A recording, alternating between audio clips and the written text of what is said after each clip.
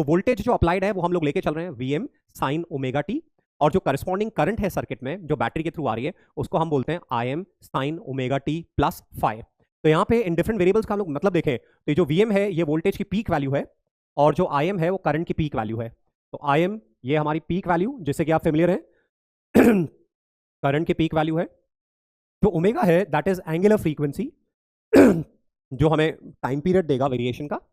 Phi face constant है, जो T बराबर जीरो पे कितनी करंट है, टी बराबर जीरो पे कितना वोल्टेज है वो हमें प्रोवाइड करेगा। और ये जो पूरा आर्ग्यूमेंट है इसको हम लोग फेज बोलते हैं। ये फेज टाइम के साथ में लगातार लीनियरली चेंज हो रहा है, और फेज हमें जनरल टाइम टी पे वोल्टेज की वैल्यू कितनी है, जनरल टाइम टी पे करंट की कितनी वैल्यू है वो प्रोवाइड करेगा। तो वोल्टेज का फंक्शन है V M sine omega T, और करंट का फंक्शन है I M sine omega T plus five. Alright, तो जो इंडिया में फ्रीक्वेंसी है करंट की वो 50 हर्ट्ज है। अपने एसी जनरेटर इलेक्ट्रोमैग्नेटिक इंडक्शन में देखा था कि ओमेगा एंगुलर स्पीड से हम लोग जब कॉइल को यूनिफॉर्म मैग्नेटिक फील्ड में टर्न कराते हैं तो जो ईएमएफ जनरेट होता है उसके वेरिएशन की एंगुलर फ्रीक्वेंसी भी ओमेगा होती है। तो जितनी फ्रीक्वेंसी से कॉइल रोटेट कर रही है उतनी ही फ्रीक्वेंसी का ऑल्टरनेटिंग ईएमएफ जनरेट होता है। तो ये जो ओमेगा है उस कॉइल के रोटेशन की ही फ्रीक्वेंसी है जो कि अब हमें इस ऑल्टरनेटिंग वोल्टेज और करंट का टाइम पीरियड प्रोवाइड करेगी। ओके, तो इंडिया में जो फ्रीक्वेंसी है एफ, जब हम ओमेगा को रेफर करेंगे तो एंगुलर फ्रीक्वेंसी बोला करेंगे, और जब जस्ट फ्रीक्वेंसी बोल रहे हैं which is 1 upon capital T. तो इंडिया में जो एसी की फ्रीक्वेंसी है वो 50 हर्ट्ज है ना, तो ओमेगा की value 2 pi into 50 that is 100 pi second inverse हो जाएगी। जैसे DC current Kirchhoff's law follow करती है, जूल्स हीटिंग लॉ फॉलो करती है, ऐसे ही ओम्स लॉ फॉलो करती है। सेम मैनर में जो एसी करंट है उसके लिए भी ओम्स लॉ एप्लीकेबल है, उसके लिए भी किरचॉफ्स लॉ एप्लीकेबल है, उसके लिए भी जूल्स हीटिंग लॉ एप्लीकेबल है। दोस्तों डीसी करंट में करंट फिक्स है, डायरेक्शन फिक्स रहती है। एसी में क्योंकि करंट की डायरेक्शन लगातार चेंज हो रही है इसलिए सर्किट में करंट की डायरेक्शन हम लोग रेफर नहीं करते हैं। आप लोगों को मालूम है कि एसी वोल्टेज सोर्स का जो स्कीमेटिक सिंबल होता है वो इस तरह से होता है, और इसके ऊपर पोलैरिटी मेंशन नहीं होती है क्योंकि वो लगातार फ्लक्चुएट करती रहती है। तो ये एसी वोल्टेज सोर्स हो गया हमारा। हाँ, तो इस तरह से ये अपन बेसिक प्रॉपर्टीज देख रहे हैं। अब जो हमारी करंट है आई बराबर I M sine omega T plus five, उसकी एवरेज वैल्यू कितनी होगी। तो गाइस कोई भी मैथमेटिकल फंक्शन है तो जो उसकी एवरेज वैल्यू डिफाइंड होती है एफ एक्स एवरेज किसी इंटरवल में वो होती है integration of F X D X from x1 to x2 upon x2 minus x1। ये किसी फंक्शन का इंटरवल x1 से लेके x2 के बीच में एवरेज है। ओके, तो हमें मैथमेटिकल फंक्शन गिवन है तो इस तरह से हम लोग एवरेज कैलकुलेट करेंगे। और इसको ग्राफिकली देखें तो area under F x versus x graph from x बराबर x1 टू x बराबर x2 upon interval x2 minus x1, ये हमारा एवरेज फंक्शन है।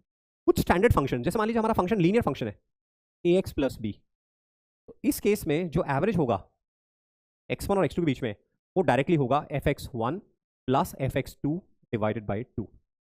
लीनियर फंक्शन का average initial value plus final value के बराबर डिवाइड बाई 2 के बराबर होगा।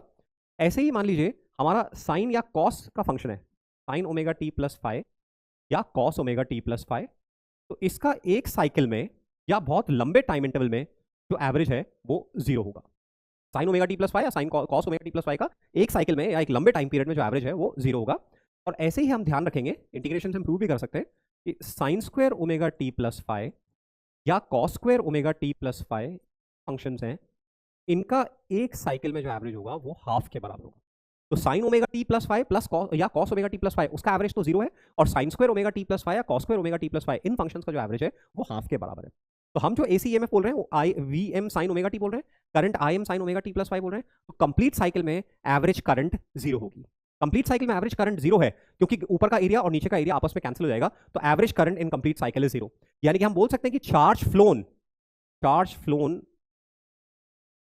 Net charge flown in a cycle is zero. क्योंकि चार्ज फ्लोन होगा I D T integration from small T to small T plus capital T एक cycle में, और वो एवरेज जीरो आ रहा है क्योंकि एरिया जीरो आ रहा है, इसलिए चार्ज फ्लोन भी एक कंप्लीट साइकिल में जो नेट चार्ज फ्लोन होगा किसी क्रॉस सेक्शन के थ्रू वो जीरो होगा। तो ऑल्टरनेटिंग करंट जब आई M sine omega T plus five है, वोल्टेज हमारा sign omega T plus omega T है, तो उस केस में एक एवरेज वैल्यू कितनी होगी एक साइकिल में या over a long period zero के बराबर होगी। ओके, तो ये हम लोगों ने लिखा। गाइस हाफ साइकिल की बात कर रहे हैं, तो हाफ साइकिल में देखिए मान लीजिए ये हमारा आई एम साइन ओमेगा टी का ग्राफ है करंट का टाइम के साथ में। तो यदि हम एक साइकिल यहां से यहां तक ले रहे हैं तब तो ये पूरा एरिया आ जाएगा, है ना, और एक साइकिल हाफ साइकिल हम यहां से यहां तक ले रहे हैं तो ऐसे केस में ये आधा एरिया और ये आधा एरिया कैंसिल हो जाएगा। तो actually average value over half cycle can be anything between 0 to twice of I M by pi. हम I M sine omega T को इंटीग्रेट करें 0 से कैपिटल टी बाई 2 तक और फिर टी बाई 2 से डिवाइड करें तो वो जो वैल्यू आएगी वो 2 आई एम बाई पाई आएगी। But 2 I M by pi half cycle में एवरेज तब होगा जबकि हम ऐसे मोमेंट से एवरेज लेना स्टार्ट कर रहे हैं जबकि करंट जीरो है, ताकि हम पूरी पॉजिटिव साइकिल कवर कर पूरी पॉजिटिव हाफ साइकिल कवर कर पाए। Else average can be anything between any number between 0 to twice of I M by 2 पाई। तो कंप्लीट साइकिल में आई M sine omega T plus पाई का एवरेज जीरो होगा, और half cycle में average can be any number between 0 to twice of I M by पाई। तो ये हमारा complete cycle में और एवरेज हाफ साइकिल में एवरेज था। नाउ आरएमएस कैसे डिफाइंड है, पहले स्क्वायर करते हैं, फिर मीन लेते हैं और फिर अंडर रूट लेते हैं, तो रूट मीन स्क्वायर है ना। इसको इफेक्टिव करंट भी बोलते हैं और वर्चुअल करंट भी बोलते हैं। तो I M sine omega T plus five का स्क्वायर करेंगे और मीन करेंगे तो हाफ आएगा, और फिर अंडर रूट लेंगे तो I M by root two. तो जो आरएमएस करंट है वो है I M by root two, 1 by root two almost 0.7 something है, तो 0.7 आई एम के बराबर है ना। तो ये हमारी आरएमएस करंट हो गई I M by root two. Guys zero से पीक वैल्यू होने में, पीक से जीरो होने में, जीरो से नेगेटिव पीक होने में एंड नेगेटिव पीक से जीरो होने में कैपिटल टी बाई 4 का टाइम इंटरवल होगा, क्योंकि क्वार्टर साइकिल कंप्लीट हो रही है। तो जीरो से पीक बोले या पीक से जीरो बोले या जीरो से नेगेटिव पीक या नेगेटिव पीक से zero, time taken would be capital T by 4। और जीरो से आरएमएस बोले या आरएमएस से पीक बोले, time taken would be capital T by 8। जैसे हमने फंक्शन लिया आई बराबर I M sine omega T, तो एट टी इक्वल जीरो हमारी करंट जीरो आ रही है। अब किस टाइम पे ये current I M by root two होगी, तो इसको हम I M by root two के इक्वेट करें, तो यहां से sine omega T 1 by root two आ रहा है, तो omega T which is 2 pi by capital T into small T pi by 4 आ रहा है, तो स्मॉल टी की वैल्यू टी बाई 8 हो रही है। तो जीरो से आरएमएस होने में टी बाई 8 लगेगा, आरएमएस से पीक होने में टी बाई 8 लगेगा, पीक से वापस आरएमएस होने में टी बाई 8 लगेगा, और आरएमएस से जीरो होने में भी टी बाई 8 लगेगा। ये ग्राफ में भी हम लोगों ने शो किया हुआ है, जीरो से पीक टी बाई 4 और जीरो से आरएमएस टी बाई 8। तो मतलब आरएमएस वैल्यू जो है वो जीरो और पीक के बीच में टाइम के कॉन्टेक्स्ट में बिल्कुल हाफ वे सिचुएटेड है। जितना जीरो से आरएमएस में टाइम लगेगा उतना ही आरएमएस से पीक वैल्यू के अंदर लगेगा। तो 23 में यहां से क्वेश्चन आया हुआ भी है, अपने को इंपॉर्टेंट पॉइंट है, ध्यान रखना है। देन हम लोग देखें वोल्ट जितने भी सर्किट्स होंगे, जो भी क्वेश्चंस मेंशन होंगे, जब उसमें कुछ नहीं दिखा रखा है तो मान के चलना है कि जो वैल्यू स्पेसिफाइड है वो आरएमएस वैल्यूज है ना। तो हमेशा जो वैल्यूज मेंशन होती है किसी भी डिवाइस पे, किसी भी स्पेसिफिकेशन जो मेंशन होते हैं वो हमेशा आरएमएस वैल्यूज होते हैं, अनलेस कि लिखा हुआ हो कि पीक वैल्यू। तो पीक वैल्यू आई एम है, RMS value I M by root two है, और एवरेज वैल्यू में हाफ साइकिल जीरो से 2 I M, average value half cycle में 2 आई एम बाई पाई के तक है। तो इसलिए हमने बोला I M is greater than I RMS is greater than I average over half cycle. Direction of AC changes 2f times पर सेकंड। गाइस एक साइकिल में, यदि एक साइकिल में देखें, देखिए इस तरह से इसको समझने के लिए, ये मान लीजिए करंट या वोल्टेज का वेरिएशन है, तो ये करंट या वोल्टेज का वेरिएशन है। तो एक साइकिल में अपन देखें, मान लीजिए यहाँ से लेके यहाँ तक अपन एक साइकिल ले लेते हैं, पीक से पीक, ऑब्जर्व करना आसान होगा। तो देखिए यहाँ पे एक बार डायरेक्शन चेंज हुई है और यहाँ पे एक बार डायरेक्शन चेंज, पहले करंट पॉजिटिव से नेगेटिव पे गई है और फिर नेगेटिव से पॉजिटिव पे गई है। तो एक साइकिल में 2 बार डायरेक्शन चेंज हो रही है या करंट 2 बार जीरो हो रही है एक साइकिल में, और 1 सेकंड में ऐसे f साइकिल्स हो रही है। यदि फ्रीक्वेंसी f है, जैसे इंडिया में 50 हर्ट्ज है, तो 1 सेकंड में 50 साइकिल्स हो रही है, तो ऐसे f साइकिल्स हो रही है। तो हम बोलेंगे 1 सेकंड में एसी करंट की डायरेक्शन या एसी वोल्टेज की पोलैरिटी कितनी बार चेंज हो रही है, एक कैपिटल टी में 2 बार चेंज हो रही है, और 1 सेकंड में f साइकिल्स हो रही है, तो कितनी बार चेंज हो रही है, 2f टाइम्स चेंज हो रही है। तो 2f टाइम्स ये हम देख ही चुके हैं। The time required for AC to change its value from 0 to RMS और RMS to peak is capital T by 8। AC ammeter और जो एसी वोल्टमीटर होते हैं वो हॉट हीटिंग प्रिंसिपल पे बेस्ड होते हैं, हॉट वायर इंस्ट्रूमेंट इनको बोलते हैं, और ये आरएमएस वैल्यूज को रीड करते हैं। यहाँ पे जो स्केल होती है वो डिविजन्स इक्वी स्पेस्ड नहीं होते हैं, है ना, हीटिंग पे बेस्ड है इसलिए। तो यहाँ पे जो भी एसी अमीटर होगा, एसी वोल्टमीटर होगा, वो आरएमएस वैल्यू को रीड करेगा हमेशा। तो यदि एसी वोल्टमीटर एसी अमीटर से डीसी वैल्यूज रीड करेंगे तो जितनी है उतनी रीड कर देगा, बट डीसी अमीटर या डीसी वोल्टमीटर से एसी वैल्यूज रीड करेंगे तो वो रीड नहीं कर पाएगा, रीडिंग हमारी जीरो के बराबर आएगी। अब गाइस कुछ और मैथमेटिकल फंक्शंस है जिनका कि हमें एवरेज और आरएमएस निकालना है। मान लीजिए हमें फंक्शन गिवन है I M sine omega T, I one M sine omega T, यहाँ पे आरएमएस हटा देना, इसको अपन रीड करें, I one M sine omega T, I two M cos omega T. तो हमें ट्रिग्नोमेट्री के एक्सपोजर से मालूम है कि यदि हमारे पास ट्रिग्नोमेट्रिक फंक्शन है A sine theta plus B cos theta, तो इसको क्लब करके हम लिख सकते हैं under root of A square plus B square sine of theta plus tan inverse B by A, tan inverse B by A. इस तरह से हम लोग क्लब करके लिख सकते हैं। तो ऐसे ही I one M sine omega T, I two M cos omega T, इसको क्लब करके हम लोग लिख सकते हैं।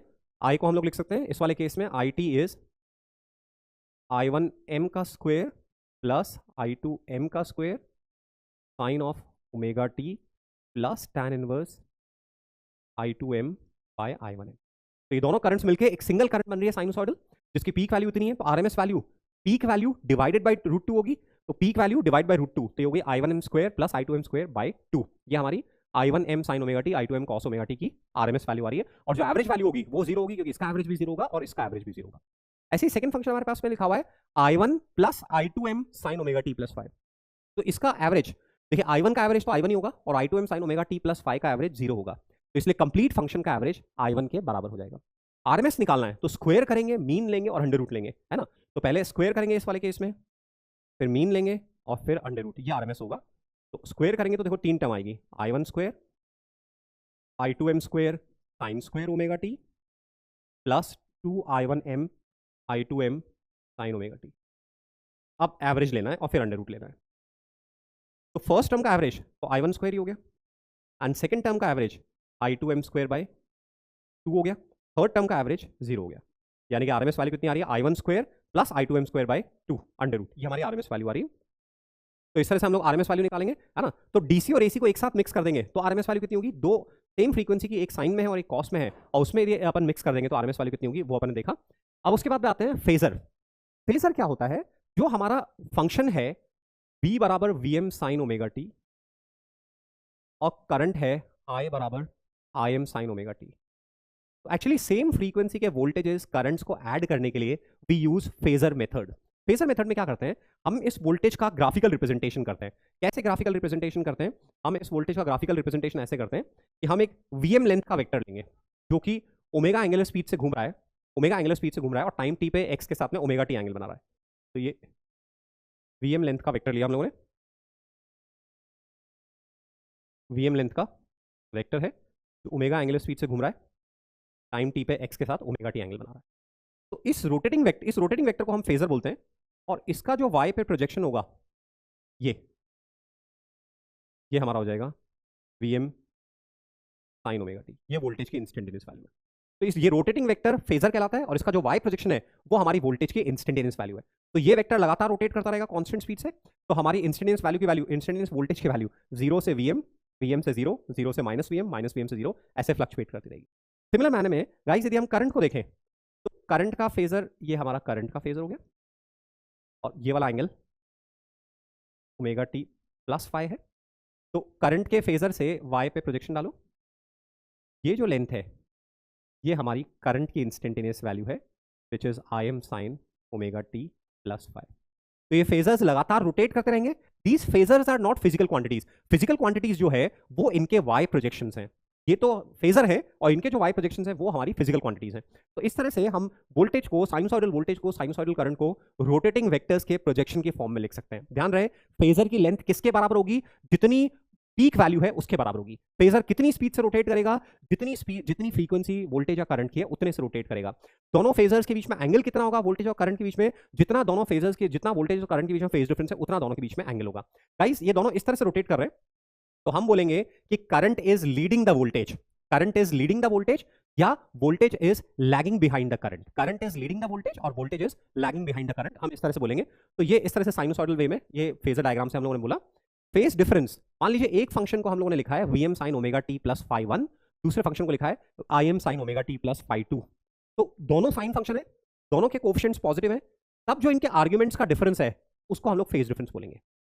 पहले जब भी दो साइनोसॉइडल फंक्शन, चाहे वो वेव्स वाला चैप्टर हो, चाहे वो एसएचएम वाला चैप्टर हो, चाहे वो इंटरफेरेंस वाला चैप्टर हो, चाहे ऑल्टरनेटिंग करंट्स वाला चैप्टर हो, जब भी हमें दो साइनोसॉइडल फंक्शंस के बीच में फेज डिफरेंस निकालना है तो पहले दोनों फंक्शंस को साइन में या कोसाइन में एक्सप्रेस करेंगे, दोनों के कोएफिशिएंट्स को पॉजिटिव बनाएंगे। अब जो उनके आर्ग्यूमेंट का डिफरेंस है वो फेज डिफरेंस कहलाएगा।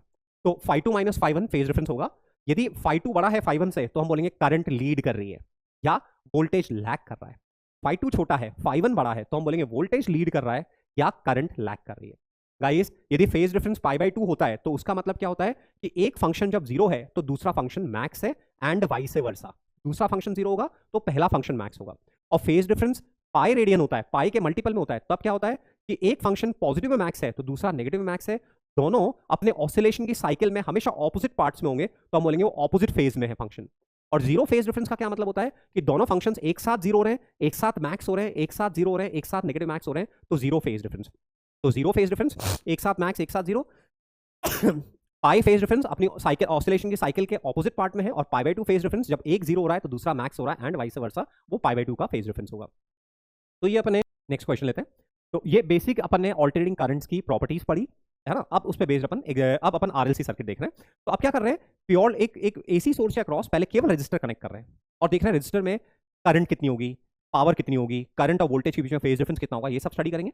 फिर केवल कैपेसिटर कनेक्ट करेंगे, फिर केवल इंडक्टर कनेक्ट करेंगे, ठीक है।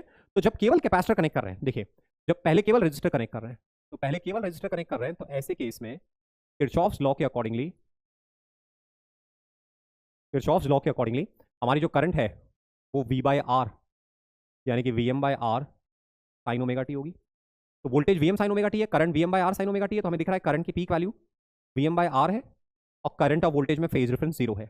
यानी जिस समय करंट मैक्सिमम होगी उसी समय वोल्टेज मैक्सिमम होगा, जिस समय करंट जीरो होगी उसी समय वोल्टेज जीरो होगा, जिस डायरेक्शन में करंट का फेजर होगा उसी डायरेक्शन में वोल्टेज का फेजर होगा। तो मान लीजिए ये वोल्टेज का फेजर है, तो करंट का फेजर भी इसी लाइन में होगा, इससे छोटा होगा बड़ा होगा वो डिपेंड करेगा कि करंट की पीक वैल्यू वोल्टेज की पीक वैल्यू से बड़ी या छोटी है, बट दोनों एक ही लाइन में होंगे। करंट और वोल्टेज में फेज डिफरेंस जीरो है ना। अपन एवरेज पावर देखेंगे, तो एवरेज पावर कैलकुलेट करेंगे, तो इंस्टेंटेनियस पावर होगा V into I, that is Vm into Vm by R sine square omega T, ये इंस्टेंटेनियस पावर होगी।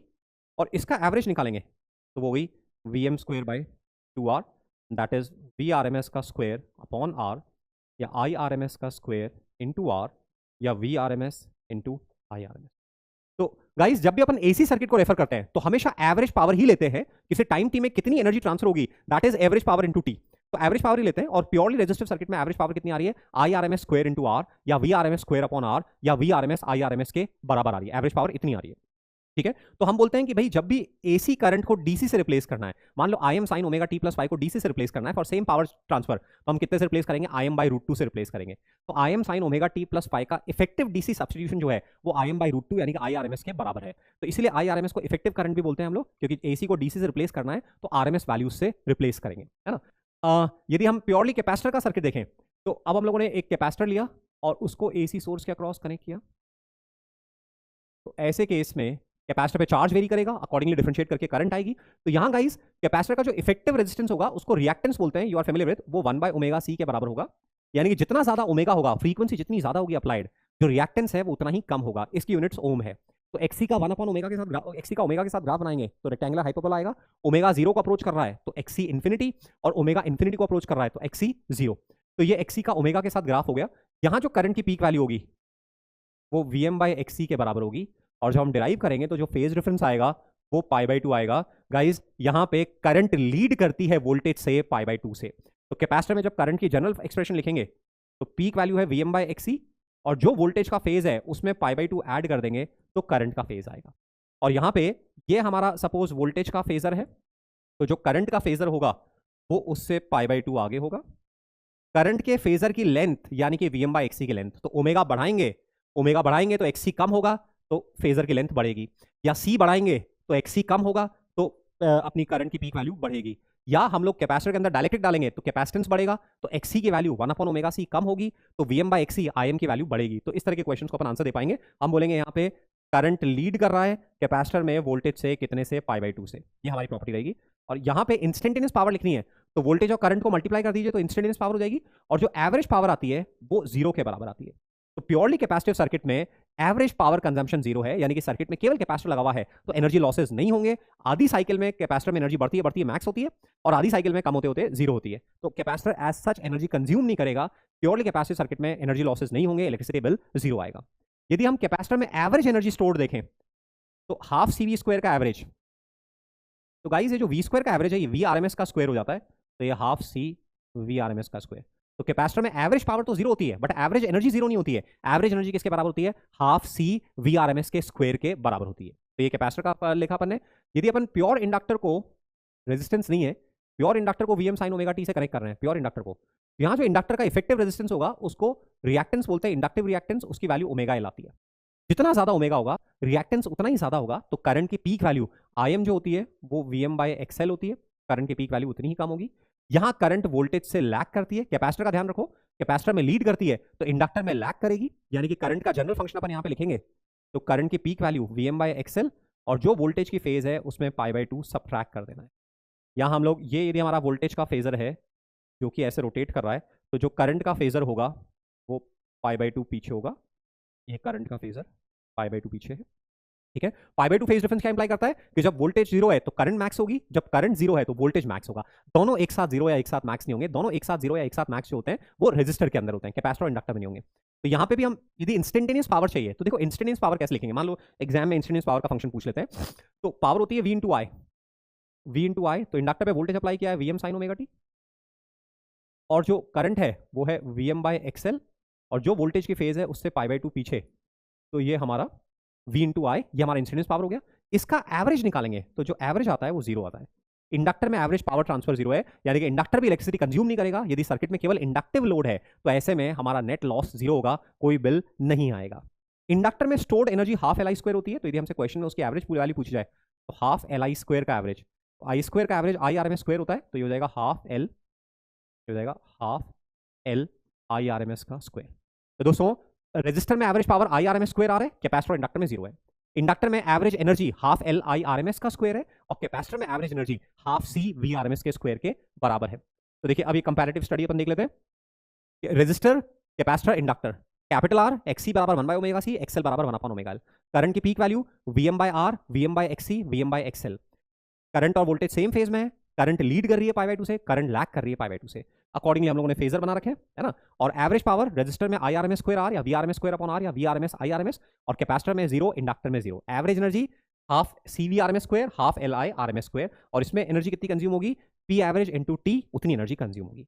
तो कैपेसिटर पूरे सर्किट में कहीं पे भी लगा हुआ, कैपेसिटर के अक्रॉस जो वोल्टेज है और कैपेसिटर के थ्रू जो करंट जा रही है उनमें पाई बाय 2 का फेज डिफरेंस होगा। इंडक्टर पूरे बड़ी सर्किट में कहीं पे भी लगा हुआ है, इंडक्टर के एंड पॉइंट्स पे जो वोल्टेज है और इंडक्टर के थ्रू जो करंट जा रही है उनमें पाई बाय 2 का डिफरेंस होगा। करंट लैग कर रही होगी वोल्टेज से पाई बाय 2 से, या वोल्टेज लीड कर रहा होगा पाई बाय 2 से। तो ये बेसिक प्रॉपर्टीज है जो हमें समझना है। तो दोस्तों एक बार क्विक रिविजन करते हैं। मान लीजिए हमारा एक सिंगल एलिमेंट लगा हुआ है एसी सर्किट में और करंट पाई बाय 2 से लीड कर रही है, तो कौन है, कैपेसिटर। करंट और वोल्टेज सेम फेज में है, कौन है, रेजिस्टर। करंट पाई बाय 2 से लैग कर रही है, कौन है, इंडक्टर। तो ऐसे सिंगल एलिमेंट हम लोग आइडेंटिफाई करेंगे। तो नेक्स्ट अपन देखते हैं अब ओमेगा जीरो और ओमेगा इंफिनिटी। यदि ओमेगा जीरो है तो ओमेगा जीरो इज डीसी, क्योंकि डीसी में करंट चेंज नहीं हो रही है, तो ओमेगा जीरो। तो ओमेगा जीरो पे जो एक्सी है वो इंफिनिटी को अप्रोच करेगा, क्योंकि 1 अपॉन ओमेगा सी, यानी कि कैपेसिटर ओपन सर्किट की तरह एक्ट करेगा। और एक्सएल जीरो हो जाएगा, यानी कि वो वायर की तरह एक्ट करेगा, शॉर्ट सर्किट की तरह एक्ट करेगा। ओमेगा अप्रोचेस टू इंफिनिटी, मतलब फ्रीक्वेंसी बहुत ज्यादा है, तेजी से डायरेक्शन चेंज हो रही है, तो ऐसे में XC 1 upon omega C zero को अप्रोच करेगा, यानी कि शॉर्ट सर्किट। और इंडक्टर जो है एक्सएल इंफिनिटी को अप्रोच करेगा, यानी कि ओपन सर्किट। तो बाय द वे जब क्वेश्चन में ऐसे दे रखा हो large frequency, smaller frequency, small frequency, तो स्मॉल फ्रीक्वेंसी में ओमेगा जीरो कर देना है, तो जहां इंडक्टर है वहां वायर बना देना है, जहां कैपेसिटर वहां सर्किट ओपन कर देना है, उसमें करंट नहीं जाएगी। लार्ज फ्रीक्वेंसी ओमेगा इंफिनिटी, तो जहां इंडक्टर लगा हुआ है वहां ओपन कर देना है सर्किट को, उस ब्रांच में करंट नहीं जाएगी, और जहां कैपेसिटर लगा हुआ है वहां वायर बना देना है, क्योंकि 1 अपॉन ओमेगा सी जीरो हो गया इसलिए। The RMS current is the equivalent DC current that will produce the same average power loss as the alternating current। तो मैंने बताया जब भी DC वैल्यूज को AC वैल्यूज को DC से रिप्लेस करना है तो किससे रिप्लेस करेंगे, RMS वैल्यू से रिप्लेस करेंगे। तो by the way IM sin omega t plus 5 को रिप्लेस करना है DC से, तो IM by √2। VM sin omega t को रिप्लेस करना है DC से, तो VM बाय √2। 10 एम्पियर DC को AC से रिप्लेस करना है, 10 एम्पियर DC को AC से रिप्लेस करना है, तो RMS वैल्यू 10 एम्पियर होगी, पीक वैल्यू 10√2 हो जाएगी, है ना। तो इस तरह से रिप्लेसमेंट AC और DC में आपस में कनेक्शन होगा। तो इस तरह से अपने purely resistive, purely inductive, purely capacitive देख लिया। आप अपन देखते हैं सीरीज LCR सर्किट। तो सीरीज LCR सर्किट में हमारे पास एक रेजिस्टर है, एक कैपेसिटर है और एक इंडक्टर है आइडियल, और इसको हम लोगों ने एक AC सोर्स के अक्रॉस कनेक्ट किया है। AC सोर्स हमारा वोल्टेज हम ले रहे हैं VM sin omega t, and हम अज्यूम कर रहे हैं लेट, देखो तीनों सीरीज में है तो तीनों के थ्रू करंट सेम होगी। भाई ये सर्किट्स का सीधा सा फंडा है, जितने भी elements end to end connected होंगे और बीच में से कोई वायर नहीं निकल रहा है, उनमें सब में करंट सेम जाएगी, और जितने भी एलिमेंट सेम एंड पॉइंट्स के क्रॉस कनेक्टेड होंगे उन पे वोल्टेज सेम होगा, चाहे वो AC हो चाहे DC हो, ये कॉन्सेप्ट हमेशा होल्ड करेगा। तो यहाँ तीनों element end to end connected है और बीच में से कोई और वायर नहीं निकल रहा है करंट के डिवीजन के लिए, तो तीनों एलिमेंट्स के थ्रू करंट सेम जाएगी। तो यहाँ पे करंट कॉमन थ्रेड है, तीनों एलिमेंट्स में करंट कॉमन थ्रेड है, तो let the current be, let I बराबर IM sin omega t plus 5। तो हमें ये मालूम है, हमें ये मालूम है, और हमें निकालना क्या है, हमें IM निकालना है, हमें phi निकालना है। तो इसके लिए जो प्रोसीजर है, सबसे पहले किरचॉफ्स लूप लॉ से देखेंगे, तो जितना रेजिस्टर के अक्रॉस वोल्टेज है इंस्टेंटेनियस, जितना कैपेसिटर के अक्रॉस वोल्टेज इंस्टेंटेनियस, और जितना इंडक्टर के अक्रॉस वोल्टेज है, किरचॉफ लूप लॉ से V बराबर VR plus VC plus VL। Guys ये इंस्टेंटेनियस वैल्यूज में रिलेशन ध्यान रहे, ये P के RMS वैल्यूज में रिलेशन नहीं है, इंस्टेंटेनियस वैल्यूज में रिलेशन है। ये लगातार चारों वैल्यूज चेंज हो रही है टाइम के साथ में, चारों वैल्यूज लगातार टाइम के साथ चेंज हो रही है, इनका साइन भी चेंज हो रहा है, इनकी वैल्यू मैग्नीट्यूड भी चेंज हो रहा है, बट हर मोमेंट पे रेजिस्टर के अक्रॉस इंस्टेंटेनियस वोल्टेज, कैपेसिटर के अक्रॉस इंस्टेंटेनियस वोल्टेज, इंडक्टर के अक्रॉस इंस्टेंटेनियस वोल्टेज का सम जितना हमने वोल्टेज अप्लाई किया है उसके इंस्टेंटेनियस वैल्यू के बराबर होगा। तो ये हमारा V बराबर VR plus VC plus VL, current हमने अज्यूम कर लिया IM sin omega t plus 5। तो डेरिवेशन को अवॉइड करते हुए मैं प्रोसीजर बता रहा हूं, because of limitation of time effectively कराने के लिए ध्यान रहे, मैंने आपको हर शॉर्ट में बताता हूं कि आप पहली बार नहीं पढ़ रहे हो इस टॉपिक को, है ना। तो हम अब लास्ट स्टेजेस में हैं, तो हमें टाइम को सेव करना है, इफेक्टिवली रिवाइज करना है। तो इसलिए मैं चीजों को जहां डेरिवेशन की रिक्वायरमेंट होगी वहां तो अनफोल्ड करूंगा, एल्स मैं डायरेक्ट रिजल्ट्स कैसे यूज में लेने हैं वो एक्सप्लेन करूंगा। तो यहां सबसे पहले अपन ने देख लिया तीनों के थ्रू करंट सेम है और इंस्टेंटेनियस वोल्टेजेस का सम ओवरऑल वोल्टेज के बराबर है, इतना अपन देख चुके हैं। तो V बराबर VR plus VL plus VC। तो गाइस ये जो सबसे पहले सर्किट का जो टोटल इफेक्टिव रेजिस्टेंस है उसको इंपेडेंस बोलते हैं। इंपेडेंस है सर्किट का इफेक्टिव रेजिस्टेंस और इसको Z से लिखते हैं, इसकी यूनिट्स ओम ही होगी। तो Z कैसे आता है? Z आता है R² plus XC minus XL का होल स्क्वायर। तो सबसे पहले ये C रीड करेंगे, L रीड करेंगे, C से XC निकालेंगे, L से XL निकालेंगे, और जब यहाँ पे ये Z का फॉर्मूला हो जाएगा 1 omega C minus omega L का स्क्वायर, ये तो XC माइनस XL का whole square plus R² under root, ये हमारी Z की वैल्यू आ रही है। ओके तो ये Z आएगा। गाइस Z के रेसिप्रोकल को एडमिटेंस बोलते हैं, A बराबर 1/Z, दिस इज एडमिटेंस, और इसकी यूनिट ओप इनवर्स और सिमेन, ये इसकी यूनिट रहेगी एडमिटेंस 1/Z, है ना। ये Z है, इसकी यूनिट ओम के बराबर रहेगी। तो XC माइनस XL का whole square plus R² under root. तो जो सर्किट का इंपेडेंस है वो ओमेगा डिपेंडेंट है, कितना ओमेगा होगा उस पर डिपेंड करेगा। XC XL से बड़ा भी हो सकता है, XC XL से छोटा भी हो सकता है, बराबर भी हो सकता है, ये सारी पॉसिबिलिटीज अपन देखेंगे। तो सबसे पहले R, C और L को रीड करके अपन इंपेडेंस कैलकुलेट करेंगे, XC माइनस XL का whole square plus R² under root. अब इंपेडेंस से करंट की पीक वैल्यू आएगी IM बराबर VM बाय Z। करंट की पीक वैल्यू आएगी IM बराबर VM बाय Z, ये करंट की पीक वैल्यू होगी। और इंस्टेंटेनियस करंट और वोल्टेज में फेज डिफरेंस कितना है वो हमारा आएगा XC minus XL upon R, 10 बराबर XC minus XL upon R। इसी को हम लोग ऐसे भी लिख सकते हैं PCM minus VLM upon VRM, ये हमारे को फेज डिफरेंस देगा। तो यदि XC बड़ा है XL से, if XC is greater then XL, तब तो फेज डिफरेंस पॉजिटिव आएगा, यानी करंट लीड कर रही होगी, हम बोलेंगे प्रीडोमिनेंटली कैपेसिटिव है। यदि XC XL से बड़ा है तो 10 पॉजिटिव आएगा, तो हम बोलेंगे सर्किट प्रीडोमिनेंटली कैपेसिटिव है, करंट लीड कर रही होगी। और यही XC XL से छोटा है, XC XL से छोटा है तो फाई नेगेटिव आएगा, इस केस में करंट लैग कर रही होगी, हम बोलेंगे सर्किट प्रीडोमिनेंटली इंडक्टिव है, ठीक है। और XC और XL बराबर आते हैं, if in special case XC बराबर XL तो फेज डिफरेंस जीरो होगा, हम देखेंगे रेजोनेंस स्टेट होती है, इस केस में करंट और वोल्टेज सेम फेज में होंगे। तो जो फाई की वैल्यू है ये -π/2 से लेके +π/2 के बीच में कुछ भी हो सकती है, -π/2 से लेके +π/2 के बीच में कुछ भी हो सकती है, ठीक है ना। वो डिपेंड करेगा कि एलिमेंट्स कौन से कनेक्टेड है और XC बड़ा है XL बड़ा है, बट फाई की वैल्यू -π/2 से +π/2 के बीच में रहेगी। तो 0 से -π/2 है तो इंडक्टर डोमिनेट कर रहा है, 0 से π/2 है तो कैपेसिटर डोमिनेट कर रहा है, और 0 है तो रेजिस्टर डोमिनेट कर रहा है। इनका XC और XL आपस में बराबर है, तो ऐसे फेज डिफरेंस आएगा। तो देखिए सबसे पहले Z कैलकुलेट किया, पहले XC और XL कैलकुलेट किया, फिर Z कैलकुलेट किया, फिर करंट की peak value VM by Z आ गई, और करंट और वोल्टेज में फेज डिफरेंस आ गया कितना, 10 बराबर XC minus XL upon R, वो फेज डिफरेंस आ गया। दोस्तों इसको इंपेडेंस ट्रायंगल बोलते हैं, ये हमारा R है और ये XC माइनस XL का मॉड है, तो ये जो ट्रायंगल कहलाता है ये इंपेडेंस ट्रायंगल कहलाता है। यहाँ से phi, tan phi is XC minus XL upon R, या cos phi की वैल्यू देखें तो R बाय Z के बराबर हो जाएगी, इसको बोलते हैं इंपेडेंस ट्रायंगल। तो क्वेश्चन सॉल्विंग में इसको भी डायरेक्टली काम में लेते हैं, इंपेडेंस ट्रायंगल। ऑलराइट, अब तीनों पीक वोल्टेजेस की वैल्यू कितनी होगी? तो जो कैपेसिटर के अक्रॉस पीक वोल्टेज होगा वो होगा VCM बराबर IM इंटू XC, इंडक्टर के अक्रॉस जो पीक वोल्टेज होगा IM इंटू XL, और रेजिस्टर के अक्रॉस जो पीक वोल्टेज होगा IM इंटू R। ये तीनों एलिमेंट्स के अक्रॉस पीक वोल्टेजेस की वैल्यू हो जाएंगी। तो ये भी हमारा वोल्टेज ट्रायंगल कहलाता है, ये VRM हो जाएगा, ये VCM माइनस VLM का मॉड, और ये VM, और इनके बीच में फाई का एंगल है। तो जो आरएमएस या पीक वैल्यूज हैं उनमें रिलेशन है VM स्क्वायर बराबर VRM square plus VCM minus VLM का स्क्वायर, ये पी के आरएमएस वैल्यूज में रिलेशन रहेगा। ध्यान रहे इंस्टेंटेनियस वैल्यूज में तो रिलेशन है VR plus VC plus VL बराबर V, और जो पी के आरएमएस वैल्यू में रिलेशन है वो है VRM का square plus VCM minus VLM का whole square whole under root बराबर VM। गाइस हमेशा जो VM है, VRM जो है वो VM से लेस या इक्वल हो सकता है, बट VCM और and VLM can be greater than VM। VCM या VLM की वैल्यू VM से बड़ी हो सकती है, क्योंकि बेसिकली ये मैथमेटिकली ये सैटिस्फाई होना चाहिए। तो VRM स्क्वायर को तो हर हालत में VM स्क्वायर से छोटा या एट द मोस्ट इक्वल यदि ये 0 है तो, बट VCM और VLM इंडिविजुअली VM से बड़े हो सकते हैं, but mod of VCM minus VLM mod of VCM minus VLM, ये जो है ये हमेशा वीएम से लेस या इक्वल होगा, कभी बड़ा नहीं हो सकता, ठीक है। तो इस तरह से थ्योरेटिकली अपने को जब भी इस तरह के मैथमेटिकल एस्पेक्ट्स को समझना है, आंसर देना है, तो हम ये फॉर्मुला लिखेंगे और यहाँ से समझेंगे, और 10 फाई की वैल्यू हम VCM minus VLM upon VRM भी लिख सकते हैं। तो वोल्टेज ट्रायंगल देख लिया, इंपेडेंस ट्रायंगल देख लिया।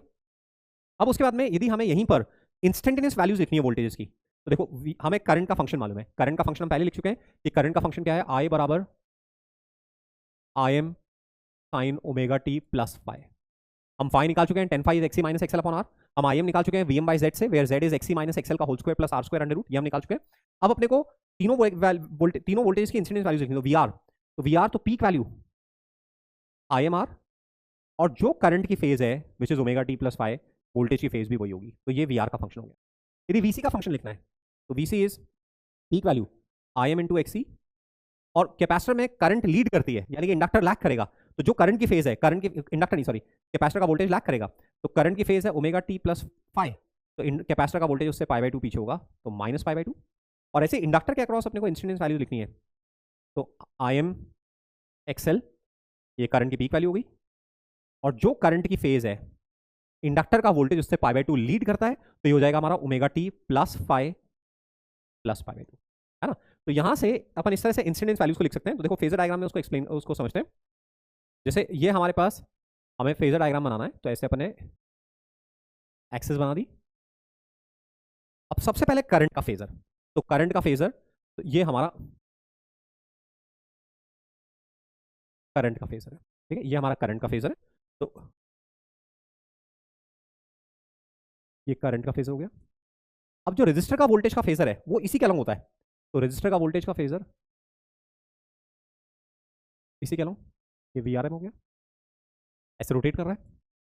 कैपेसिटर का वोल्टेज करंट से पाई बाई टू पीछे होता है, तो ये कैपेसिटर का वोल्टेज पाई बाई टू पीछे, और जो इंडक्टर का वोल्टेज होता है वो पाई बाई टू आगे होता है, तो इंडक्टर का वोल्टेज ये पाई बाई टू, ठीक है। तो ये डायग्राम अपने को क्लैरिटी से आना चाहिए कि कैपेसिटर का करंट पहले, सबसे पहले करंट का फेज बनेगा, रजिस्टर का वोल्टेज उसी के साथ सेम फेज में होगा, इंडक्टर का वोल्टेज पाई बाई टू आगे होगा, और कैपेसिटर का वोल्टेज पाई बाई टू पीछे होगा।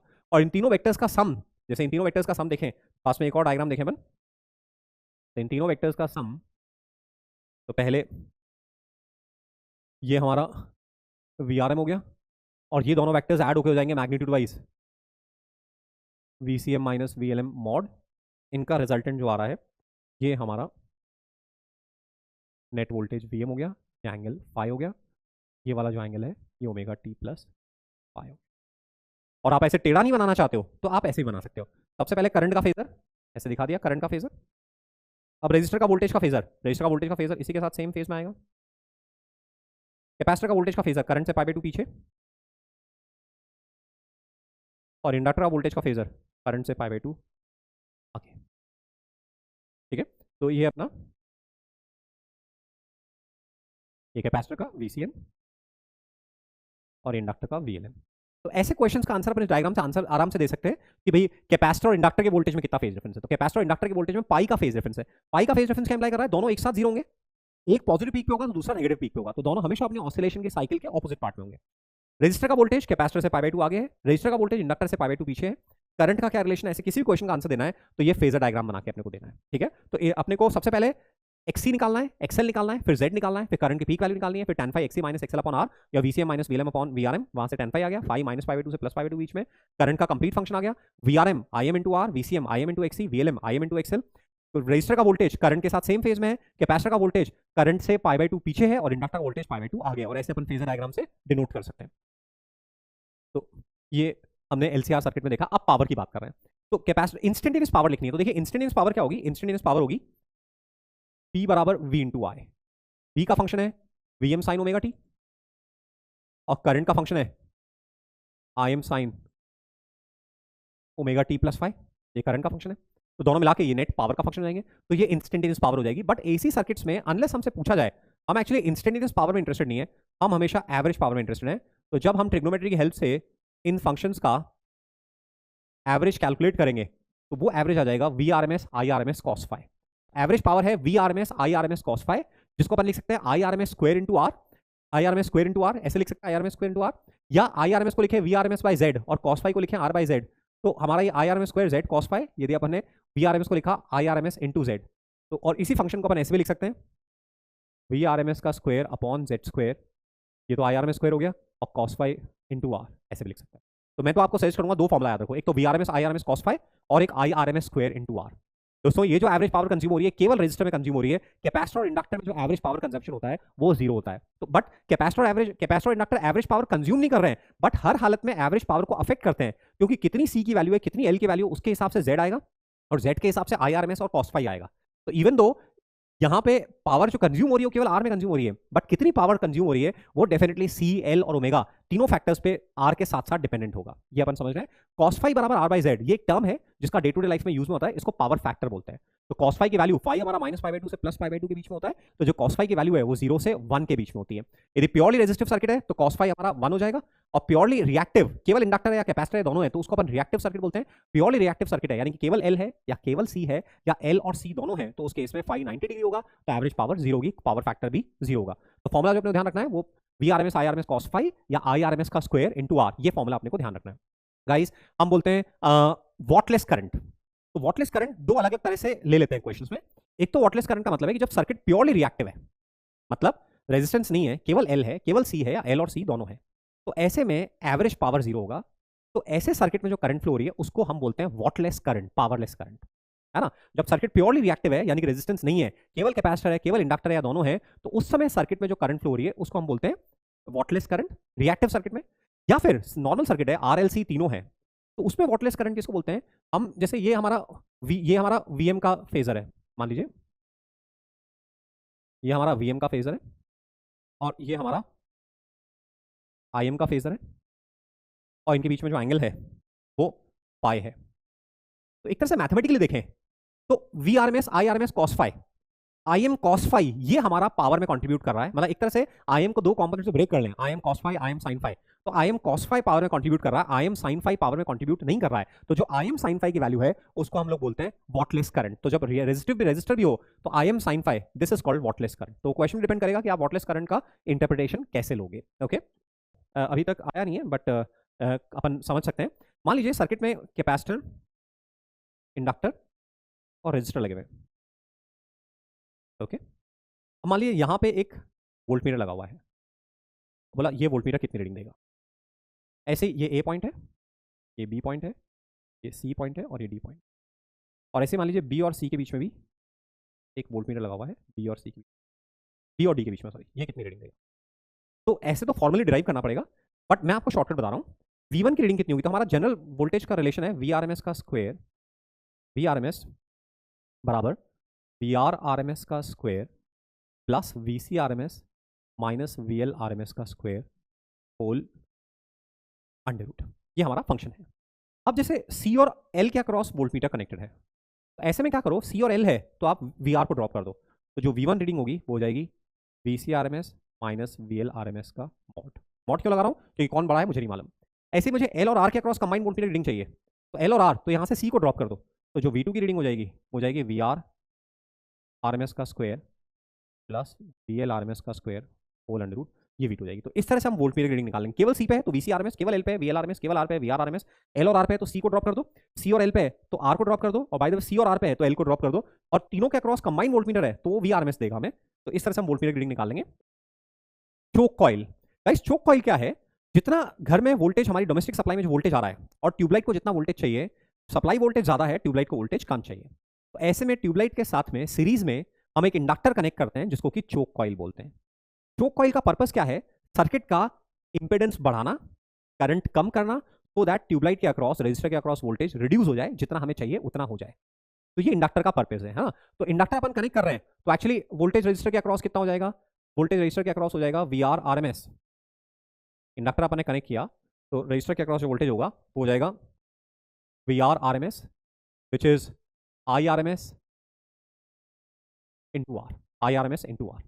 अब आई आर एम एस कितना होगा, V R M S by Z into R, तो R upon under root of R square plus XL square into V R M S.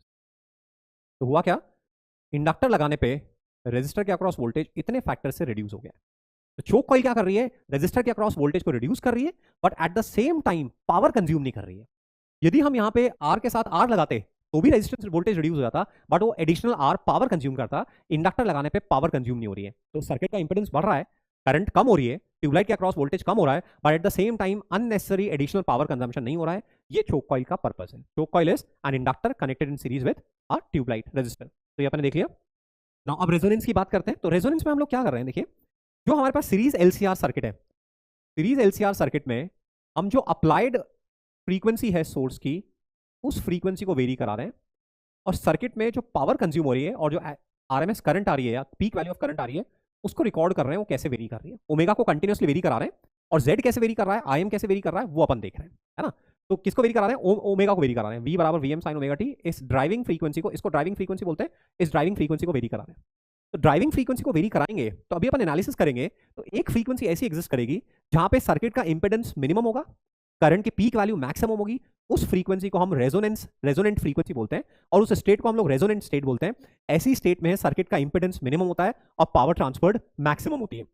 तो वो कैसे अपन analysis कर रहे हैं, तो सबसे पहले हम लोग ये देख रहे हैं कि ओमेगा बढ़ाएंगे तो एक्सी पे क्या फर्क पड़ेगा, एक्सएल पे क्या फर्क पड़ेगा, और जेड पे क्या फर्क पड़ेगा। तो देखो ओमेगा 0 है तो एक्सएल 0 हो जाएगा, एक्सी इंफिनिटी को अप्रोच करेगा, और इसीलिए जेड इंफिनिटी को अप्रोच करेगा, और करंट की पीक वैल्यू 0 को अप्रोच करेगी, करंट की पीक वैल्यू 0 को अप्रोच करेगी। ओके, ओमेगा इंफिनिटी है तो एक्सएल इंफिनिटी को अप्रोच करेगा ओमेगा एल से, एक्सी 0 को अप्रोच करेगा, और इसलिए जेड इंफिनिटी को अप्रोच करेगा, और करंट की पीक वैल्यू 0 को अप्रोच। तो बहुत स्मॉल फ्रीक्वेंसी पे भी करंट 0 हो रही है, और बहुत लार्ज फ्रीक्वेंसी पे भी करंट 0 हो रही है। बहुत स्मॉल फ्रीक्वेंसी पे इंपेडेंस इंफिनिटी है, और बहुत लार्ज फ्रीक्वेंसी पे इंपेडेंस इंफिनिटी है। तो देखो यदि अपन एक्सी का वेरिएशन देख रहे हैं तो एक्सी ओमेगा बढ़ाने पे लगातार कम हो रहा है, इंफिनिटी से 0 की तरफ आ रहा है। एक्सएल का वेरिएशन देख रहे हैं तो लीनियरली इंक्रीज हो रहा है, एक्सएल बराबर ओमेगा एल। और एक फ्रीक्वेंसी ऐसी एग्जिस्ट कर रही है जहां पे कि एक्सी और एक्सएल बराबर है। ये जो फ्रीक्वेंसी है ये रेजोनेंट फ्रीक्वेंसी जहां पे एक्सी और एक्सएल बराबर है। तो जेड का जो फंक्शन है वो है हमारा 1 omega C minus omega L का square plus R square under root, ये जेड का फंक्शन है। तो जेड मिनिमम कब होगा, जब ये दोनों नंबर्स आपस में बराबर होंगे, एक्सी बराबर एक्सएल। तो उस समय हमारा जेड मिनिमम है, सर्किट में करंट की पीक वैल्यू मैक्सिमम है। इस फ्रीक्वेंसी को रेजोनेंट फ्रीक्वेंसी बोल रहे हैं, और इस स्टेट को रेजोनेंट स्टेट बोल रहे हैं। इस स्टेट में जो हमारा ड्राइविंग बैटरी है, ईएमएफ सोर्स है, वो सर्किट को मैक्सिमम पावर ट्रांसफर कर रहा है, गिवन सर्किट को मैक्सिमम पावर ट्रांसफर कर रहा है, उसको रेजोनेंट स्टेट बोल रहे हैं। तो इंपेडेंस का ग्राफ देखिए, इंफिनिटी से आ रहा है, मिनिमम वैल्यू को अप्रोच कर रहा है, फिर वापस इंफिनिटी में जा रहा है। ये इस तरह का ग्राफ हो गया इंपेडेंस का। ये हमारी रेजोनेंट एंगुलर फ्रीक्वेंसी है। ओके, करंट की पीक वैल्यू का ग्राफ देखें, करंट 0 से मैक्सिमम हो रही है और मैक्स से वापस 0 हो रही है। तो ये करंट का फ्रीक्वेंसी के साथ ग्राफ हो गया। ऑलराइट, तो रेजोनेंट फ्रीक्वेंसी है कितनी, हम एक्सी को एक्सएल के बराबर कर रहे हैं, यानी कि 1/ओमेगा नॉट सी बराबर ओमेगा नॉट एल। तो यहां से रेजोनेंट फ्रीक्वेंसी का फॉर्मूला आ रहा है 1/√LC। ये तो एंगुलर फ्रीक्वेंसी आ रही है, और जस्ट फ्रीक्वेंसी 1/2π√। तो ये फॉर्मूला हर हालत में, चाहे आप कुछ भी छोड़ो, बट ये बेसिक फॉर्मुलाज नहीं छोड़ने हैं, डायरेक्ट एप्लीकेशन क्वेश्चन आते हैं। तो जब ड्राइविंग फ्रीक्वेंसी इतनी होगी तो ऐसे में एक्सी बराबर एक्सएल होगा, है ना। जब ड्राइविंग फ्रीक्वेंसी इतनी होगी तो ये एक्सी और एक्सएल आपस में बराबर होंगे, इंडक्टिव, तो नेट रिएक्टेंस सर्किट का 0 हो जाएगा। एक्सी बराबर XL, inductive reactance is equal to capacitive reactance, तो नेट एक्स इज 0, ये 0 हो गया।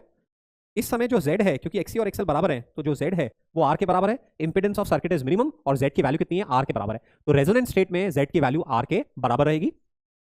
नेक्स्ट देखें, at resonant frequency the current is in phase with the applied voltage. tan phi है XC minus XL upon R, और XC और XL बराबर है, तो tan phi की वैल्यू 0 आ रही है। tan phi 0 आने का मतलब है कि करंट और वोल्टेज आपस में सेम फेज में, यानी कि एक साथ पीक होंगे, एक साथ 0 पे आएंगे, एक साथ नेगेटिव पीक पे जाएंगे। बिफोर रेजोनेंस देखिए, यदि तो हम ग्राफ देखें वापस से, तो करंट की पीक वैल्यू का ओमेगा के साथ और Z का ओमेगा के साथ ग्राफ देख रहे हैं।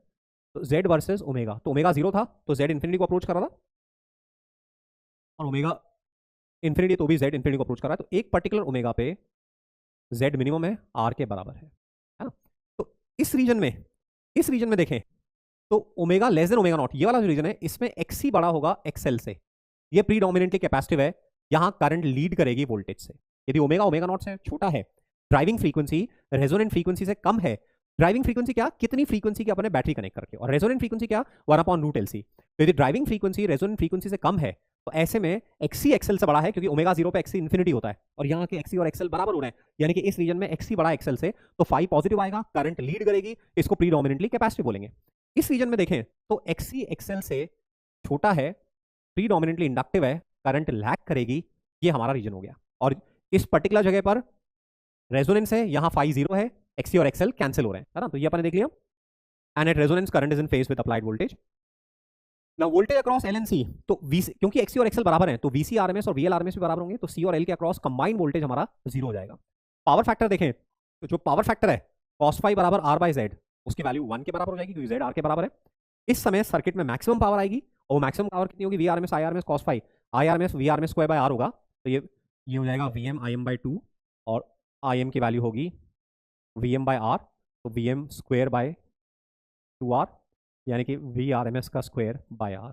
ये मैक्सिमम पावर होगी VRMS IRMS cos phi, IRMS को लिखा VRMS by Z, Z R के बराबर है, cos phi 1 है, तो मैक्सिमम पावर आ रही है VRMS स्क्वायर अपॉन R।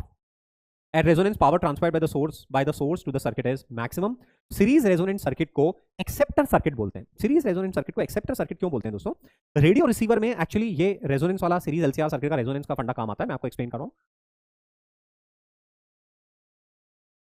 तो आपकी सिटी में मान लीजिए 10 FM स्टेशन है, 10 FM स्टेशन है, तो इंडियन गवर्नमेंट ने हर FM स्टेशन को एक फ्रीक्वेंसी असाइन करी हुई है, तो वो पर्टिकुलर स्टेशन अपने प्रोग्राम्स को उस पर्टिकुलर फ्रीक्वेंसी पे ब्रॉडकास्ट करेंगे।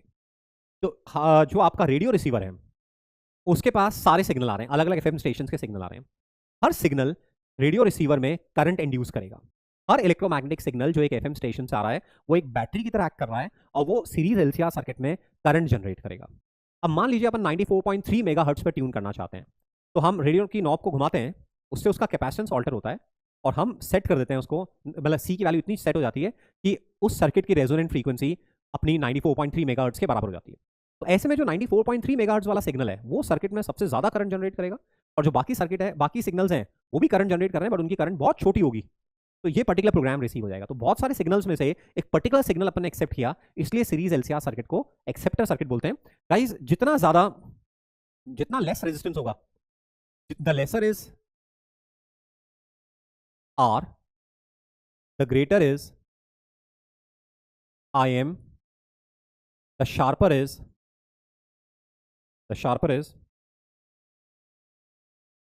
resonance, and the better is selectivity. जितना शार्प रेजोनेंस होगा सेलेक्टिविटी उतनी ही बेटर होगी। इसको देखो, इस फिगर में देखो, जैसे यहाँ पे देखें तो ये 3 अलग अलग रेजिस्टेंसेज वाले सीरीज एलसीआर सर्किट है। तो R1 जो है वो सबसे छोटा है, इसलिए करंट की पीक वैल्यू सबसे ज्यादा आ रही है। तो हमने 94.3 मेगाहर्ट्ज पे ट्यून किया। 94.3 से जो डिविएटेड सिग्नल है, जैसे मान लीजिए 94.3 छोटा 92.7 है, तो 92.7 के करस्पॉन्डिंग करंट बहुत कम है, तो वो सिग्नल सप्रेस हो जाएगा और यही सिग्नल हमें रिसीव होगा। तो हम जितना कर्व हमारा शार्प होगा उतना ही बेटर हमारे को सिग्नल रिसीव होगा, हम बोलेंगे सर्किट की सेलेक्टिविटी उतनी ही ज्यादा है। तो ये हम शार्प रेजोनेंस उसको बोलते हैं कि भाई रेजोनेंस हमारा शार्प है। ओके, तो हाफ पावर फ्रीक्वेंसी क्या होती है? हाफ पावर फ्रीक्वेंसी वो दो फ्रीक्वेंसीज जहां पे की जो पावर है वो रेजोनेंस पे जितनी पावर है उसकी आधी के बराबर है। Those two frequencies eight which average power is half of average power at resonance, उनको हम हाफ पावर फ्रीक्वेंसी बोलते हैं। तो गाइज, एक half power frequency omega naught से लेसर होती है और एक हाफ पावर फ्रीक्वेंसी ओमेगा से हायर होती है ना। तो if omega 1 and omega 2 are half power frequencies,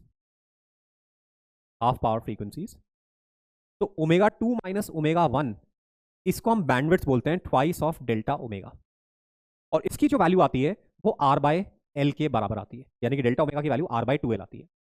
तो ओमेगा 1 को हम लोग लिख सकते हैं ओमेगा 2, ओके, तो ये ओमेगा 2 और ये ओमेगा 1, या चलो रिवर्स कर देते हैं, तो यहाँ माइनस साइन ले लेते हैं और यहाँ प्लस साइन ले लेते हैं। ओके, तो omega 1 omega naught minus delta omega, तो ये omega naught minus R by 2L हो जाएगा, omega naught minus R by 2L, and this is omega naught plus R by 2L। ये हमारी दो हाफ पावर फ्रीक्वेंसीज हैं। यदि हम रेजोनेंस कर्व में देखेंगे तो रेजोनेंस कर्व में करंट की पीक वैल्यू को हम ओमेगा के साथ प्लॉट कर रहे हैं, तो हमें मालूम है कि रेजोनेंस कर्व कैसा, हमारा आईएम का ग्राफ कैसा आता है, 0 से पीक वैल्यू, पीक से 0, इस तरह से आ रहा है। इस पर्टिकुलर फ्रीक्वेंसी पे करंट की पीक वैल्यू मैक्सिमम पॉसिबल है ना।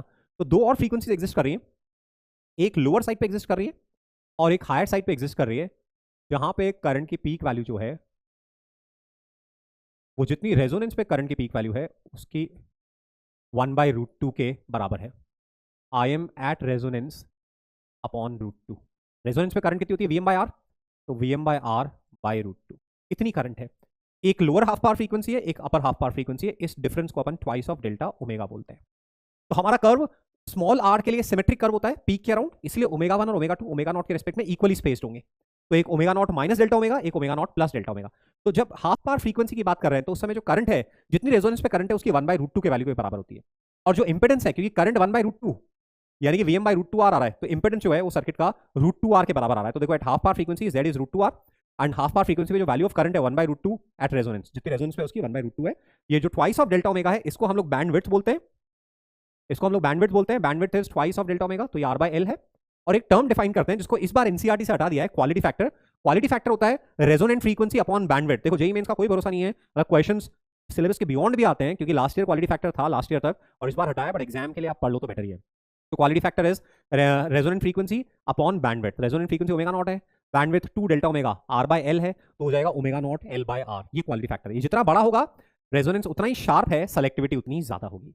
गाइस जो मेटल डिटेक्टर्स होते हैं, जो हर कहीं भी पब्लिक एंट्रेंस पे, कोई भी पब्लिक प्लेस है उसके एंट्रेंस पे लगे हुए होते हैं, उन वो मेटल डिटेक्टर रेजोनेंस प्रिंसिपल पे ही काम करते हैं। तो अंदर पूरा LCR सर्किट होता है जो रेजोनेंस में होता है। यदि कोई पर्सन मेटल ऑब्जेक्ट लेके जा रहा है तो ऐसे में L चेंज हो जाएगा सर्किट का। L चेंज होने पे XC और XL नो लॉन्गर इक्वल नहीं होंगे, तो करंट चेंज हो जाएगी और डिटेक्टर डिटेक्ट कर लेगा और अलार्म बच जाएगा। तो इसलिए मेटल डिटेक्टर जो है वो AC circuit series LCR circuit के रेजोनेंस प्रिंसिपल पे बेस्ड है। तो ये अपने ट्रांसफार्मर हमारा नेक्स्ट टॉपिक है। ट्रांसफार्मर के थ्रू हम लोग क्या कर रहे हैं, हाई वोल्टेज को लो वोल्टेज में कन्वर्ट कर रहे हैं, लो वोल्टेज को हाई वोल्टेज में कन्वर्ट कर रहे हैं, high AC voltage to low AC voltage और low AC voltage to high AC voltage. जो ट्रांसफार्मर है that works on the principle of mutual induction, इसलिए केवल ऑल्टरनेटिंग करंट्स के साथ ही काम आएगा, ऑल्टरनेटिंग वोल्टेज के साथ ही काम आएगा, डीसी वोल्टेज के साथ में काम नहीं आएगा। तो अपने ध्यान रखना है, transformer is used to increase और decrease AC voltage and it works on the principle of mutual induction. दो तरह के हैं ट्रांसफार्मर में, एक कोर रहेगा और जैसे फर्स्ट कॉन्फ़िगरेशन में ये जो कोर है, इस कोर के ऊपर ही प्राइमरी और सेकेंडरी कॉइल रैप्ड है, और सेकंड कॉन्फ़िगरेशन में प्राइमरी कॉइल लेफ्ट पार्ट पर है, सेकेंडरी कॉइल राइट पार्ट पर है। तो इस तरह से दो कॉइल्स रहेंगी, प्राइमरी एंड सेकेंडरी, जिसमें नंबर ऑफ टर्न्स NP और NS होंगे। प्राइमरी के अक्रॉस हम लोग सोर्स वोल्टेज कनेक्ट कर रहे हैं, जिसे स्टेप अप करना है या स्टेप डाउन करना है। प्राइमरी में क्योंकि वोल्टेज चेंज हो रहा है तो फ्लक्स चेंज हो रहा है, और उसकी वजह से सेकेंडरी में EMF इंड्यूस हो रहा है, और वो हमारा आउटपुट वोल्टेज है। ठीक है ना। तो प्राइमरी और सेकेंडरी ये हमारी दो कॉइल है। A transformer consist of 2 sets of coil insulated from each other bound on a soft iron core. Soft iron core हम लोग काम में लेते हैं। जो वोल्टेज प्राइमरी और सेकेंडरी में है वो आपस में रिलेटेड है VS अपॉन VP बराबर NS अपॉन NP। तो डायरेक्ट फॉर्मुला को देखना है कि सेकेंडरी कॉइल में वोल्टेज और प्राइमरी कॉइल में वोल्टेज आपस में रिलेटेड है, VS अपॉन VP is IS upon IP, NS upon NP sorry. यदि ट्रांसफार्मर 100% एफिशिएंट है, यानी कि VP IP बराबर VS IS है, तो फिर उस केस में IP और IS भी रिलेट हो जाएंगे। बट ये तब एप्लीकेबल होगा जब ट्रांसफार्मर 100% एफिशिएंट है।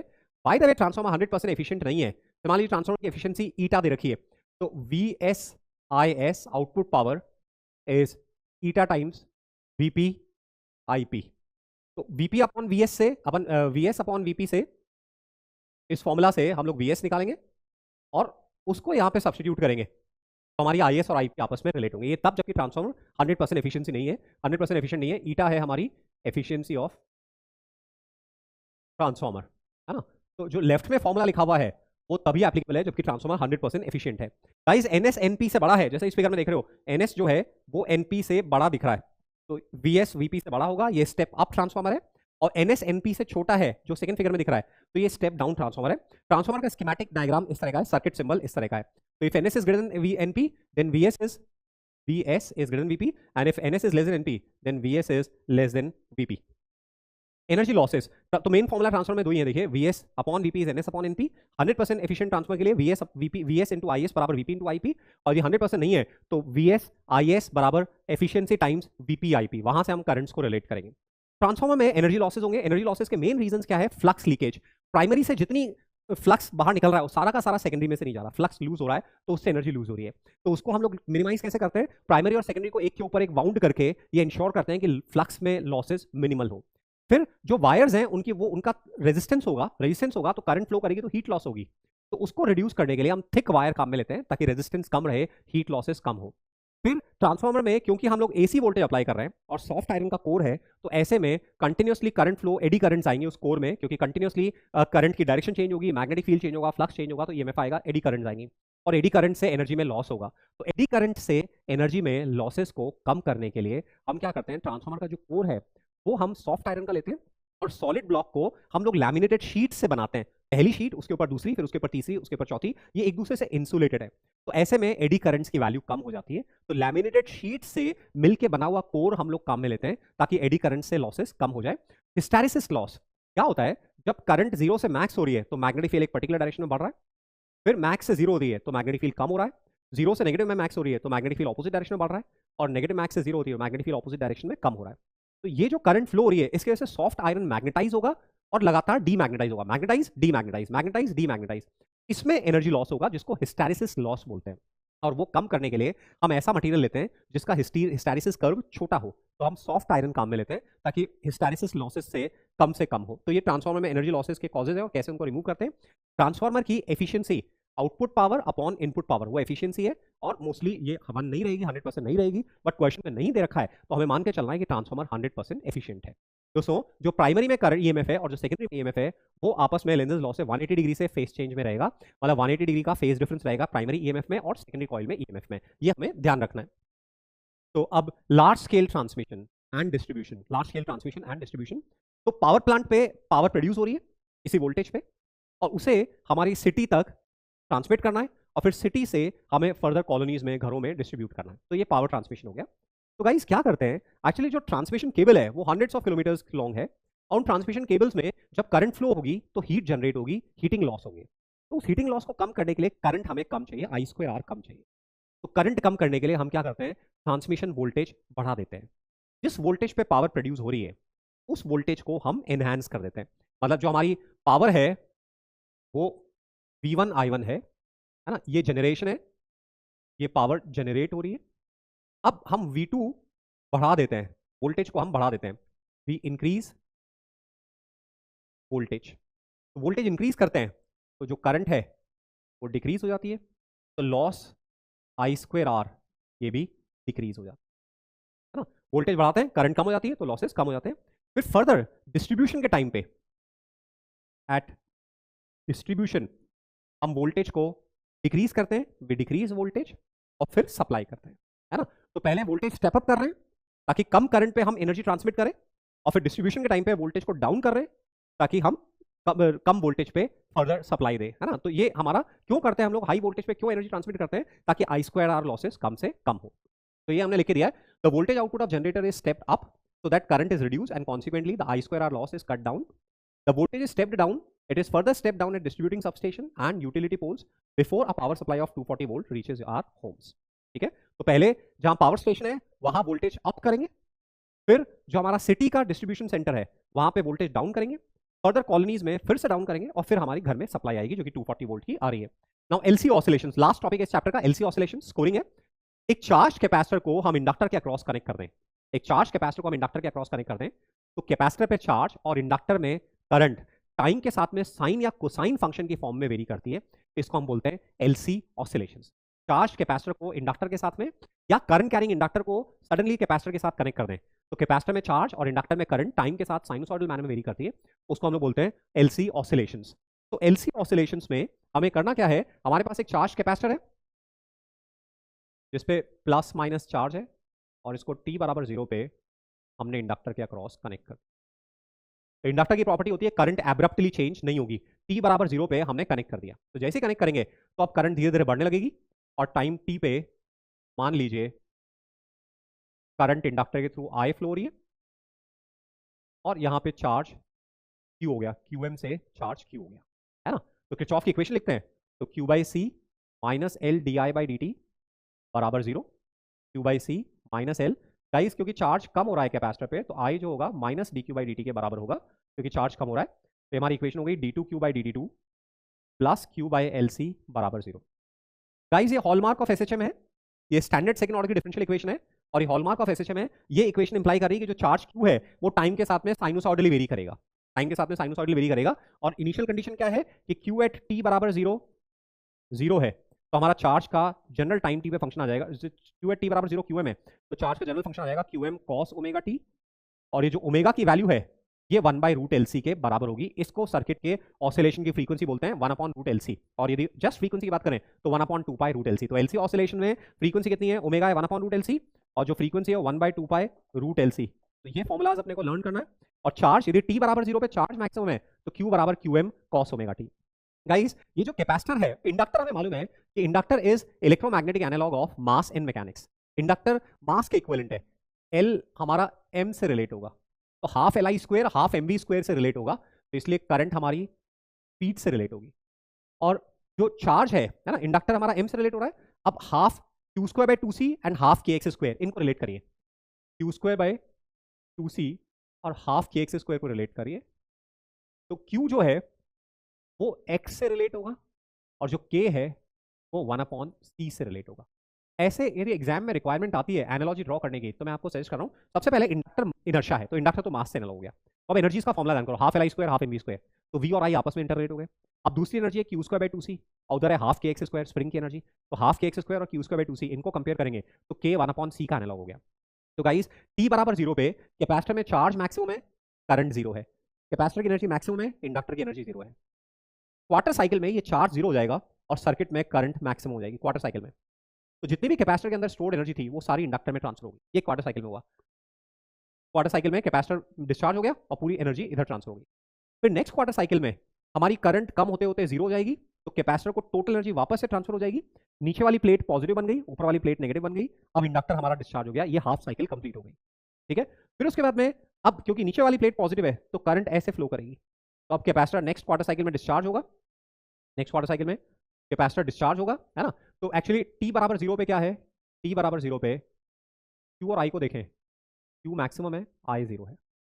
कैपिटल टी बाई फोर पे ये जीरो हो जाएगा, करंट मैक्सिमम हो जाएगा।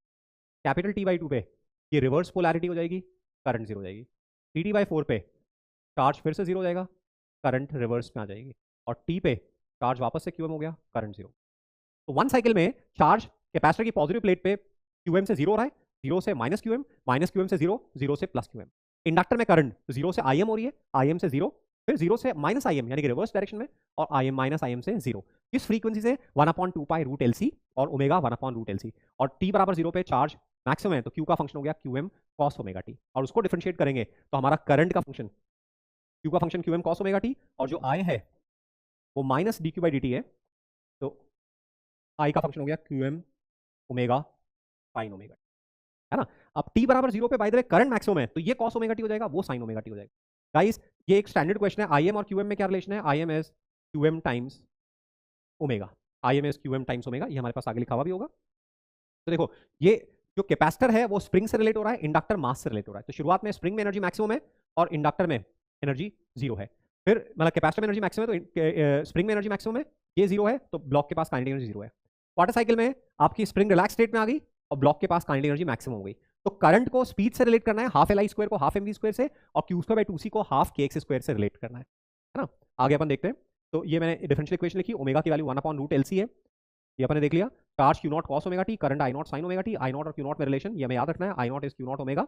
ये दूसरी तरीके से भी निकाल सकते हैं कि हम एक्चुअली टोटल एनर्जी जो है वो कुछ कैपेसिटर में है तो Q square by total energy जो है वो थोड़ी कैपेसिटर में है किसी मोमेंट पे, क्यू स्क्वायर बाय टू सी, या ये यहाँ पे प्लस साइन है, यहाँ लिखा हुआ है, मैं इसी को रीड कर देता हूँ, इसको इक्वल को प्लस बना देना। तो किसी मोमेंट पे टोटल एनर्जी कितनी है, half L I square plus Q square by two C. जब इंडक्टर में एनर्जी करंट जीरो है तो पूरी एनर्जी इलेक्ट्रिक फॉर्म में है, Q naught square by two C, और जब क्यू जीरो है तो पूरी एनर्जी मैग्नेटिक फॉर्म में, half L I naught square.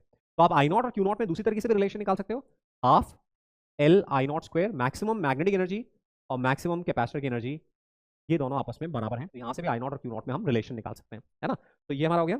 Reality में जब भी एलसी सर्किट होगा तो उसमें इंडक्टर में वाइंडिंग्स का रेजिस्टेंस होगा, हीट प्रोड्यूस होगी, धीरे धीरे करंट कम होती जाएगी और फाइनली जीरो हो जाएगी। तो हम बोलेंगे डैम्प्ड ऑसिलेशंस हो रहे हैं, है ना। Electromagnetic in actual circuits energy is lost in the form of heat and electromagnetic waves. हम बोलेंगे कि कैसे ऑसिलेशंस हो रहे हैं, डैम्प्ड ऑसिलेशंस हो रहे हैं, डैम्प्ड ऑसिलेशंस, ये हम बोलेंगे।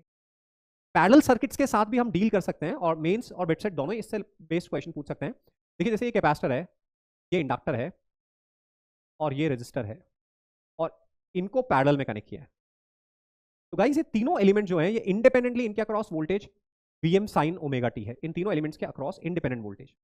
तो तीनों की करंट हम इंडिपेंडेंट लिख सकते हैं। जैसे यहाँ करंट कितनी है, आई रेजिस्टेंस, हम लोग लिख सकते हैं peak value Vm by R, और जो वोल्टेज की फेज है वही करंट की फेज होगी, क्योंकि रेजिस्टर में करंट और वोल्टेज सेम फेज में होते हैं। इंडक्टर में करंट की peak value Vm by X L, Vm by X L, और जो करंट की फेज होगी, वोल्टेज की फेज करंट की फेज से पाई बाय 2 पीछे होती है, वोल्टेज की फेज करंट की फेज से पाई बाय 2 आगे होती है, तो करंट की फेज पाई बाय 2 पीछे होगी, तो हम omega T minus pi by two. और ऐसे ही कैपेसिटर में V M by X C, capacitor में करंट लीड करती है वोल्टेज से, तो वोल्टेज की फेज ओमेगा टी है, तो करंट की phase omega T plus pi by two है। गाइस यहाँ पे जंक्शन लॉ से हमेशा आई बराबर I R plus I C plus I L के बराबर होगा। तो इससे पैरेलल सर्किट में भी हम करंट लिख सकते हैं, है ना। तो बस इतना सा अपन देख लें तो चैप्टर पूरा अपन ने कवर किया। अच्छी तरह से रिवाइज करना है। मैं हर सेशन में आपको यही रिमाइंड करता हूं कि जो भी अपने अभी कोऑर्डिनेट्स हैं, जैसी भी अपनी सिचुएशन है, हर दिन अपना माइंड ग्रोथ माइंडसेट होना चाहिए। हमें होपफुल रहना है इंप्रूवमेंट करने के लिए, विजुअलाइजेशन करना है कि येस हम बेटर साइड पर आ रहे हैं। हर दिन अच्छी तरह से सिस्टमैटिक अपने को प्लानिंग करनी है, ऑडिट करना है और बढ़िया रिफ्लेक्शन करना है कि अपने दिन भर कितना अच्छे तरह से यूटिलाइज किया। हर दिन जो अपने डिस्पोजल पर आ रहा है उसको बेस्ट पॉसिबल तरीके से यूटिलाइज करना है। डे बाय डे थोड़ा थोड़ा इंक्रीमेंट होता जाएगा और एग्जाम के पहले फार बेटर कॉन्फिडेंस होगा और आप काफी अच्छे लेवल पे परफॉर्म कर पाओगे। All the best. Next chapter में मिलते हैं हम लोग। Thank you.